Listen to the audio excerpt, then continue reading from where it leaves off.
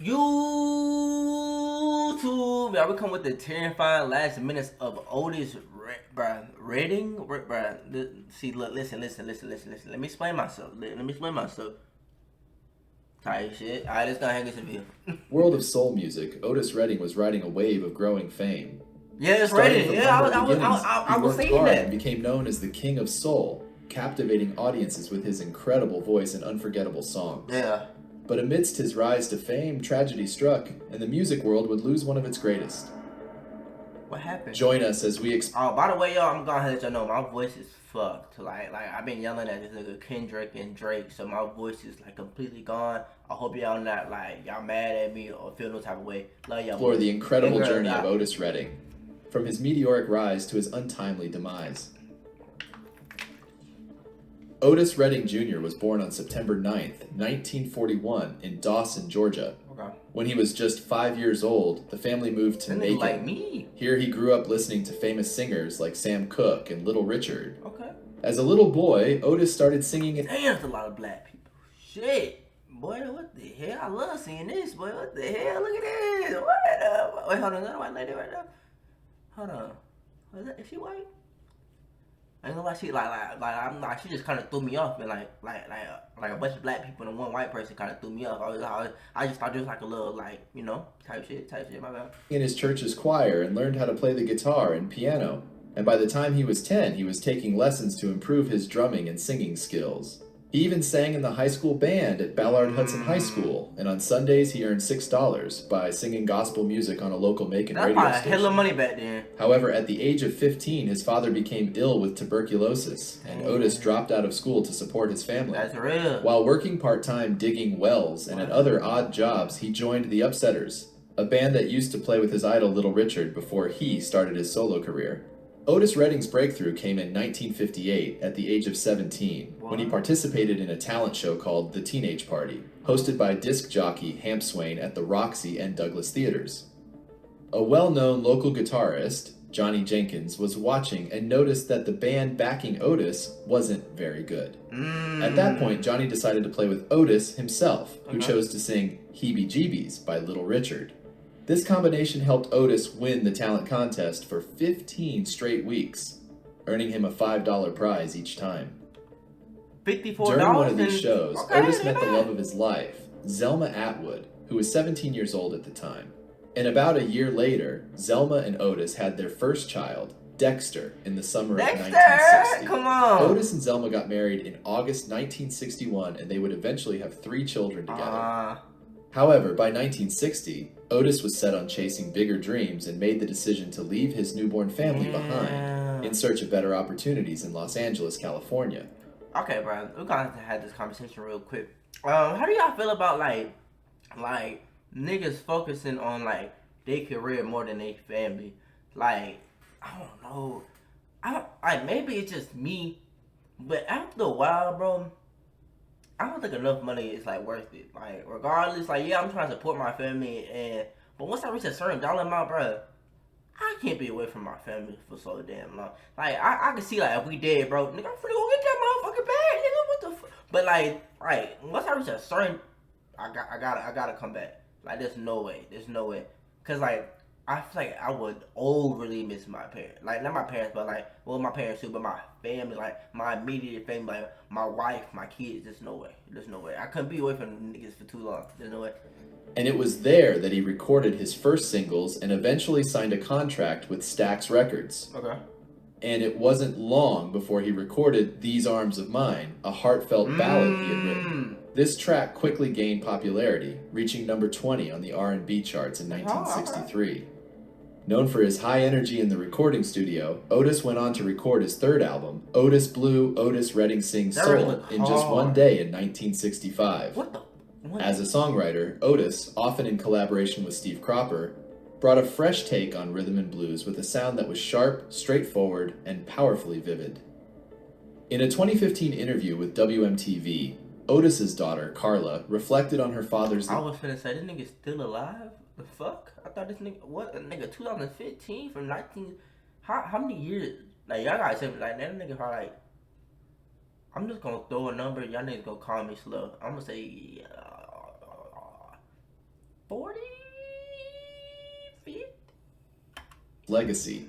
She shared, 40. he didn't really think he could sing that well. Word? According to my mother, he'd say, well, I don't dance well, I don't really sing that great, but I just do what I can do. Word? He sound like me. But the rest of the world didn't seem to agree with Otis's modest opinion of himself.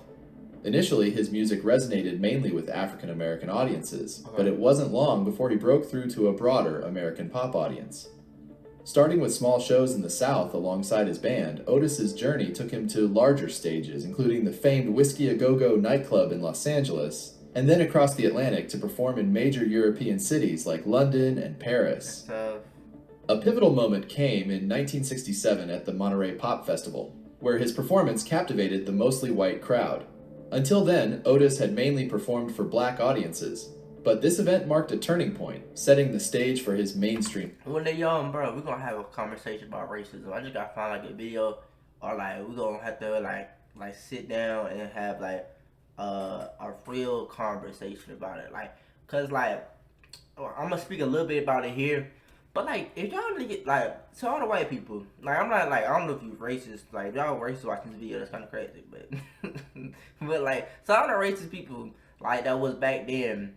I don't understand. Like, if you didn't like black people, why did you use them as entertainment, or like even keep them on? I don't understand. I really genuinely don't understand like where all the hate come from, cause it's really just like maybe it's like what comes with being black, cause like as a black person, like I think it's different because I am black, so I can't see it from the other side, but like.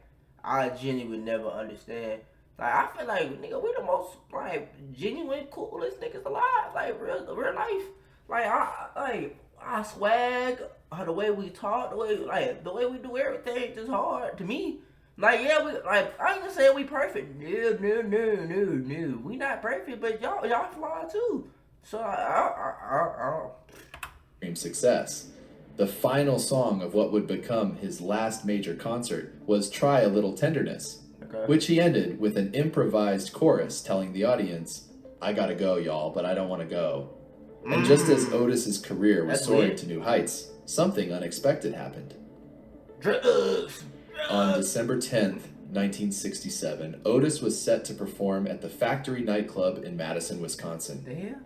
Earlier that day, he phoned home, and his wife later mentioned that she told him he sounded depressed. Otis brushed it off, saying he was just tired.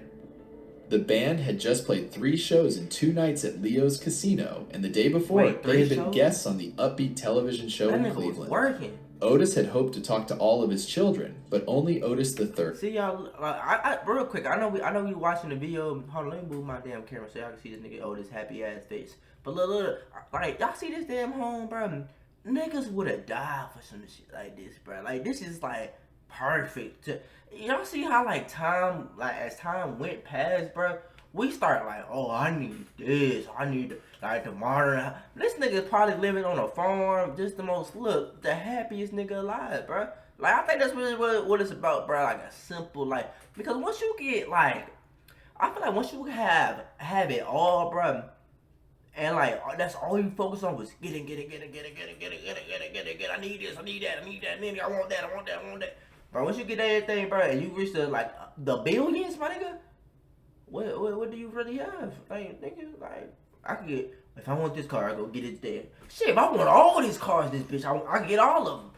It's just like nigga, you can only drive one car. You can only mess with one woman at the same time. Yeah, you got. We ain't going into that, but like, you feel me? See, you get what I'm saying. You get what I'm saying. You feel me? Like you can only do one thing for real. Bird was awake. Father and son exchanged a few words before Otis said goodbye to his wife. How old was he? He playfully advised her to be real sweet and real good, leaving out a direct "I love you," a phrase he seldom used easily. One wonders if he would have said those words had he known what the rest of the day would bring. What do you mean? What the fuck? Wow. That afternoon, around 12:30 p.m., Otis Redding and 5 members of his band, the Bar-Kays, guitarist Jimmy King, saxophonist Phelan Jones, organist Ronnie Caldwell, trumpet player Ben Cawley, drummer Carl Cunningham, and their valet Matthew Kelly, climbed aboard a twin-engine Beechcraft H-18, which Otis had recently bought. The pilot was Richard Fraser, who had 1,290 hours of flying experience, with 118 of those in Beechcraft planes. Okay. Another band member, James Alexander, ended up on a commercial flight due to a lack of space on Otis's private plane. At the time, James thought he had drawn the short straw, but he would soon realize he was, in fact, the lucky one. When musician James Brown found out that Otis was flying the same model of plane he had once decided to get rid of, he warned him about the risks involved. James later reflected on the last conversation he had with Otis, saying, "On the last morning we talked, I said that plane is not big enough to be doing what you're doing. It can't carry all those people and all that equipment. You shouldn't be messing around with it like that." James continued, "That plane was an old plane with a bad battery and a lot of service problems, and it had no business flying in that kind of weather." The weather was poor that day, with heavy rain and fog, and people at the airport advised Otis not to fly. They told him, "Why do niggas not listen, bruh? Like, I don't care who I am, how much money I get. If a nigga tell me, don't go up in the sky, multiple people, according to these niggas, told this nigga, hey, do not go up, bruh. Like, don't fly that plane. Bro, you got too much equipment. Oh, bro, the weather bad. Why the hell do you really think my dumb ass finna go back up there? No, what the "The weather is too bad and you shouldn't go. You need to cancel this gig." But Otis replied, "Man, I've never missed a day in my life and I'm not gonna start now." Oh my God. Otis, who took pride in never missing a performance, didn't want to let down his fans. Despite the risks, he made the decision to proceed with the flight, saying, "Gotta make that dollar." And that's your downfall, bro. Chasing the bad. And like chasing money ain't bad, but it's bad at the same time, bro. Chase the Lord. Chase the Lord. But like look what being is it greedy? What we call this greed? I don't call it greedy. Like being greedy, look what it got you. Like death. Like now your wife is a widow with a bunch of kids for whites. Alright, bro, that's what I'm trying to say, bro. Like, everything is not about money. Like, it's really not. Because, like, at the end of the day, you can't take it with you. You can't. That's one thing beautiful about money. You can't take it with you. I think that's the most poetic shit, like, I've ever heard. You could earn $1 billion. You could have nothing, not $1, a couple cents. And you can't take it with you. So we all live the same. We all leave with a suit. Or some cultures do it different. Some bury you with your belongings, like with your shoes, like stuff like that. But bro, you can't. And regardless, bro, you can't take it with you, bro. And isn't that beautiful? Like I think that's so deep, really, cause you can stay up long nights, be up early mornings, grinding for it. You gotta get that dollar. You gotta make that money. And regardless of how much you make, the richest man, the brokest man, they both leave for nothing. That's hard to me. Y'all niggas probably like, what the fuck is this nigga talking about? I think that's tough to me. And besides that, the pilot convinced Otis that he could get him and his band to Madison safely. So the group of 8 took off from Cleveland, Ohio, heading west towards Madison. As they approached Truax Field in Madison, just 4 miles from their destination, everything seemed to be going smoothly, and at 3:25 p.m., pilot Richard Fraser radioed for permission to land. However, shortly after, tragedy struck. What? The aircraft began its descent, navigating through thick clouds on its approach to land, which required it to fly over Lake Monona before reaching the airport. But just as they were nearing the shore, something went terribly wrong. No one will ever know exactly what happened on that day, only that the engine suddenly sputtered and stopped functioning. What? With low visibility due to low fog, the pilot was forced to rely on solely instruments for navigation, assuming they were still functioning properly at this point. Yeah. In essence, he was flying blind. An eyewitness on the lakeshore reported seeing the plane flying with its left wing lower than the right before sharply banking and crashing into the lake, approximately half a mile from the land. Remarkably, the aircraft remained intact upon impact, floating on the surface of the icy lake for several minutes, gently bobbing up and down before it slowly started sinking. What? The Bar-Kays band member and trumpet player Ben Cauley, who had been asleep in the plane, was awakened by his bandmate, Phelan Jones, who Nigga, you didn't wake up from the damn plane crashing, my nigga? What the fuck? exclaimed, "Oh no," while looking frightened through his window. In a split second, Ben quickly unbuckled his seatbelt and found himself plunged into the icy lake, clutching a seat cushion to stay afloat amidst the freezing cold. Unable to swim, Ben held tightly onto the cushion as he helplessly witnessed each of his friends slowly drowning and freezing to death, their desperate screams for help echoing across the lake. Ben painfully remembered, "I saw Carl come out of the water, and I saw Matt come up on the other side." Ronnie's cries for help were heartbreaking, but eventually they all went silent, claimed by the cold lake. This shit's sick. And just when Ben thought he couldn't hold on any longer, police officers on a boat found him, not far from where the dead bodies of two other men were floating, later identified as Richard Fraser and Jimmy King. After the incident was reported, rescue teams were quickly notified and additional help was dispatched following emergency calls from locals. The first responders were there within minutes. Though the choppy, frigid waters made it difficult to maneuver to the wreckage, it took the rescue team 17 minutes to get there, fast enough to save Ben, but unfortunately, too late for the others. Wow. By then, the plane had sunk to the lake's depths. Suffering from the early stages of frostbite, Ben was rescued and taken to the hospital. There, he was treated for his exposure to the cold, yet, astonishingly, he had sustained no serious injuries. He shared with the rescue team, and later the media, that he had heard the desperate cries of two men close to him until suddenly there was silence, and they were gone. Bro, how do you even, move forward with some shit like that, bro?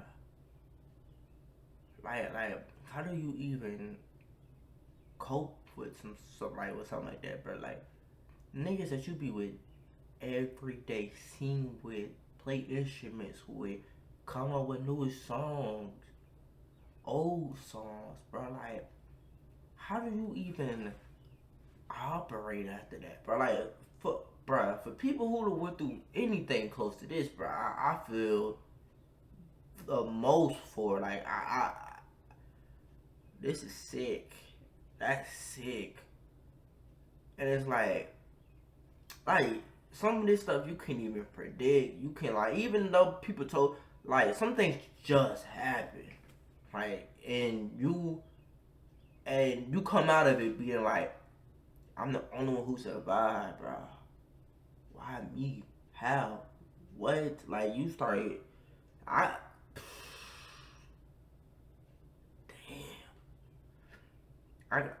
feel for bro. Damn, man. Followed by the lake. He was unaware of the fate of the others until a police officer came up to him and mentioned how lucky he was. When Ben asked why, the officer told him the heartbreaking news, because everybody else is dead. Damn! Meanwhile, fans were already in line at the concert venue when news of the plane crash broke. What? They went home that evening hoping that Otis had somehow survived. And that was his wife's hope too. Around 5 p.m., she received a call from the Madison coroner, who detailed the events leading up to the recovery of a body described as a tall and dark black man wearing a black undershirt, likely referring to the still unidentified Jimmy King. So she thought it was trying to keep her cool and push away a wave of rising fear, she responded sharply, "That's not Otis." Oh my God. She pointed out that Otis never wore underwear and was an excellent... The fuck? That's your first... That was... I'm sorry, man. That just threw me off. My bad, y'all. My bad. It was sad, and then like you just threw that out. Like, what? My bad, but let me lock back in. That just threw me completely off. Like, I know y'all thrown off too. Don't come at me. Don't come at me. Y'all thrown off too. Cause what the hell? Wait, hold on, my nigga. What? The lake. What? He was unaware of the fate of the others until a police officer came up to him and mentioned how lucky he was. My head hurt, bro. When Ben asked why, the officer told him the heartbreaking news, because everybody else is dead. Meanwhile, fans were already in line at the concert venue when news of the plane crash broke. They went home that evening hoping that Otis had somehow survived. And that was his wife's hope too. Around 5 p.m., she received a call from the Madison coroner, who detailed the events leading up to the recovery of a body described as a tall and dark black man wearing a black undershirt, likely referring to the still unidentified Jimmy King. Trying to keep her cool and push away a wave of rising fear, she responded sharply, "That's not Otis." She pointed out that Otis never wore underwear and was an excellent swimmer. He was Did he get it wrong? Nigga, you mean undershirt, man? What the hell? out there alive. They just hadn't found him yet. "Go find him," she demanded. Oh my god. However, the aircraft had plummeted to the lake's 40-foot depths, Wow. coming to rest at a 45-degree angle with its nose buried deep into the silt, its body twisted and torn open, and missing its left wing and engine. Yeah, so Apart from the two individuals found near Ben Cawley, there was no trace of the other passengers or the pilot. The divers faced harsh and dangerous conditions as they searched the waters for hours on end.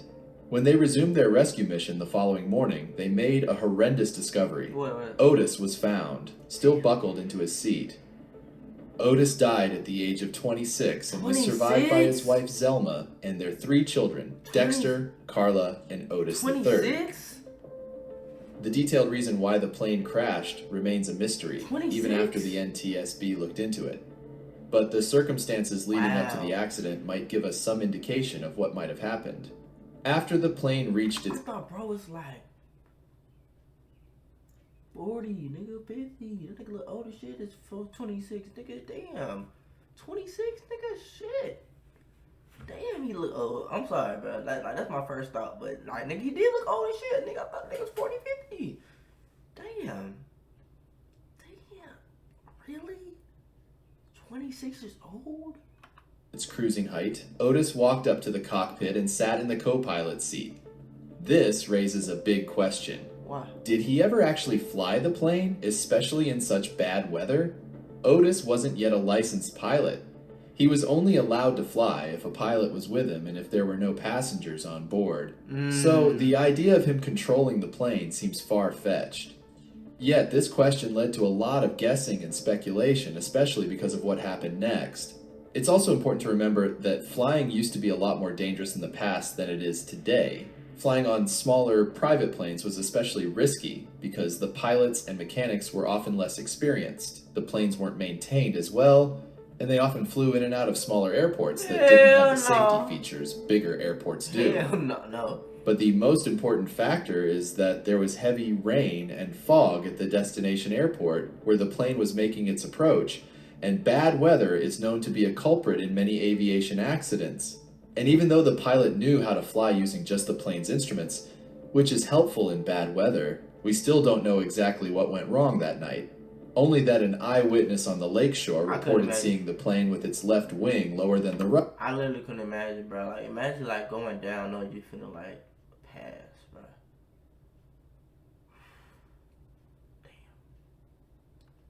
Right before it sharply banked and crashed into the lake.